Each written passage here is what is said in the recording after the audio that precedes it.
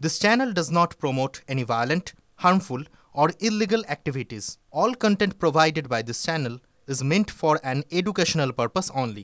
Top quality और consistent performance के लिए सिर्फ सिल्वर पंप्स नाम याद रखना। আর এবার এই তর্জা-টর্জার মধ্যে নিউ টাউনের খবরের দিকেও নজর রাখবো, কারণ নিউ টাউনের নারায়ণপুরে শুট আউটের ঘটনায় গ্রেফতার করা হলো দুজনকে।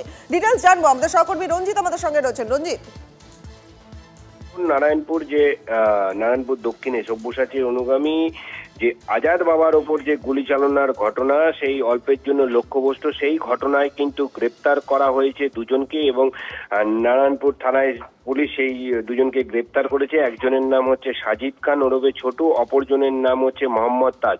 উল্লেখযোগ্য বিষয় হচ্ছে এই মোহাম্মদ তাজের কাছ থেকে কিন্তু উদ্ধার হয়েছে আগ্নেয়াস্ত্র এবং 2 রাউন্ড গুলি, এমনটাই কিন্তু পুলিশ সূত্র মারফত আমরা জানতে পেরেছি।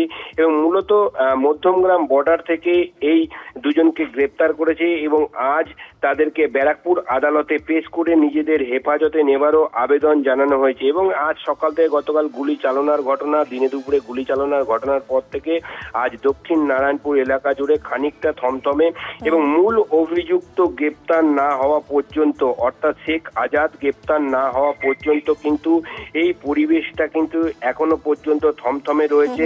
এলাকার ভয় ভীতি রয়েছে এবং এই পরিবেশ থাকবে, অর্থাৎ লোকেদের দাবি তাকে গ্রেপ্তার করতে হবে। এবং ভাঙচুর হয়ে যাওয়া জিনিসপত্র এবং গতকালের সিসিটিভি ফুটেজে দেখা গিয়েছিল যে আগ্নেয়াস্ত্র নিয়ে দুষ্কৃতীদের দাপাদাপি এবং তারপরেই আজ সকাল থেকে খানিকটা থমথমে পরিবেশ এবং গ্রেপ্তার হওয়া দুজনকে কিন্তু আজ ব্যারাকপুর আদালতে পেশ করে নিজেদের হেফাজতে নেবারও আবেদন জানাবে তদন্তকারী আধিকারিকেরা। বেশ বেশ, অনেক ধন্যবাদ রঞ্জিত। আরো একটা খবর, ভর দুপুরে কলকাতার উপকণ্ঠে শুট আউট। তৃণমূলের গোষ্ঠীদ্বন্দ্বে রাজারহাটের নারায়ণপুরে গুলি চলার অভিযোগ। সব্যসাচী দত্তের অনুগামী হাজি ইসরার আহমেদকে লক্ষ্য করে গুলি মারধরের অভিযোগ তাপস ঘনিষ্ঠ শেখ আজাদের বিরুদ্ধে। গুলি লক্ষ্যভ্রষ্ট হওয়ায় অল্পের জন্য রক্ষা পেলেন তিনি।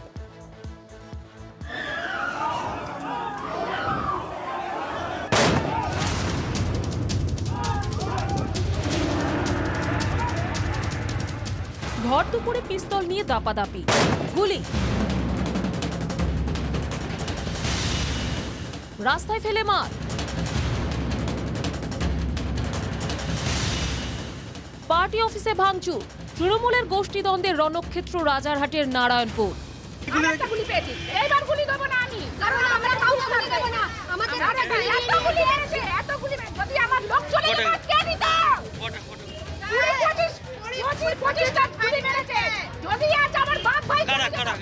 চেয়ারম্যান পাঠিয়েছিল, আজাদ গুন্ডার লোক সব এসেছিল, তাপস আলী বাড়ি দিল।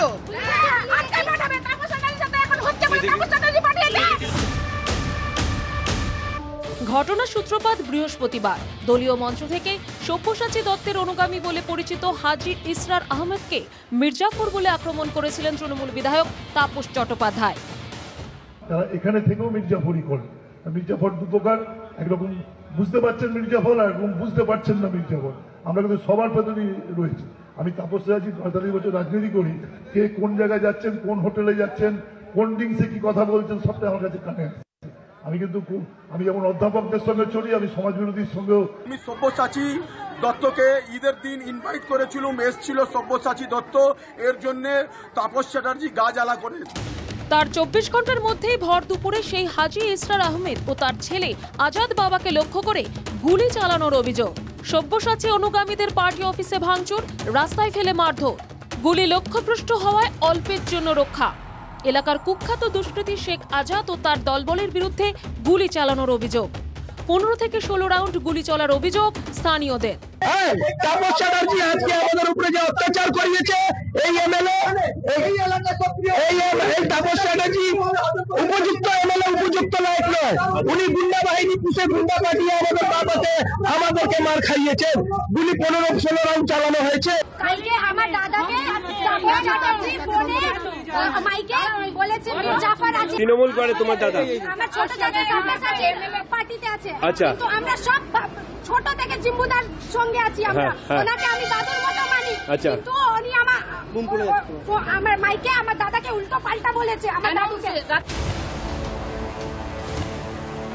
ঈদের কারোর বাড়িতে গিয়ে আমি যদি গেলে তার বাড়িতে গুলি চলে, আমার মনে হয় তারা কোন ধর্ম অবস্থান করেন আমি জানি না। গ্রেপ্তারের দাবি করছে দুষ্কৃতীদের। হ্যাঁ, তারা দুষ্কৃতী, এটা নিয়ে কোনো দ্বিমত নেই। যদিও তাপস চট্টোপাধ্যায়ের দাবি ওই এলাকায় সকলেই তার অনুগামী। আমার অনুগামী তো হাজার হাজার আছে, পুলিশ তদন্ত করে দেখবে কারা আছে না আছে। তার আগে কারোকে খিস্তি দেবে, পড়োচোড়া দেবে, এসব কোনো বিষয়গুলো করবে, এলাকায় উত্তেজনা তৈরি করবে, এলাকায় মানে কেউ বিহেভিয়ার করবে, এরকম ব্যাপারও তো আছে। পুলিশকে সবটাই দেখতে হবে। ওর নাম আজাদ, বাবা কবে হলো আমি জানি না, এর নামও একটা আজাদ, ও একটা মানে বিষয় থাকে। ওর যদি কোনো অভিযোগ থাকে পুলিশকে নথিভুক্ত করুক, পুলিশ তদন্ত করে দেখবে। পয়সা তোলার কম্পিটিশন চলছে, কে পয়সা তুলবে, তাপস চ্যাটার্জির লোকেরা তুলবে না সব্যসাচী বাবুর লোকেরা তুলবে, এই নিয়ে লড়াই চলছে। এখন পয়সার ভাগ কে খাবে? আমি সিপিকে বলবো বিধাননগরে যে একদম স্ট্রেন অ্যাকশন নিতে, কে করেছে কার লোক আমার দরকার নেই। মুখ্যমন্ত্রী বলেছেন ল অ্যান্ড অর্ডারের ক্ষেত্রে কোনো দল কোনো দেখা যাবে না।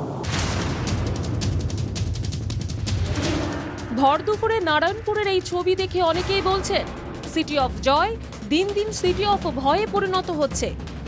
রঞ্জিত ধরের রিপোর্ট, TV9 বাংলা।